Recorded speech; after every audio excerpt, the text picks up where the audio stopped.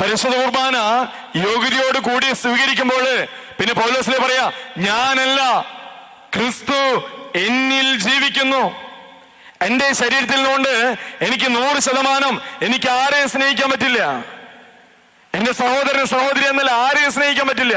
കാരണം ഈ ശരീരത്തിൽ നിന്നാണ് ദുർമോഹങ്ങള്, പാപത്തിന്റെ ചിന്തകളൊക്കെ ഈ ശരീരത്തിൽ നിന്നാണ് വരുന്നത്.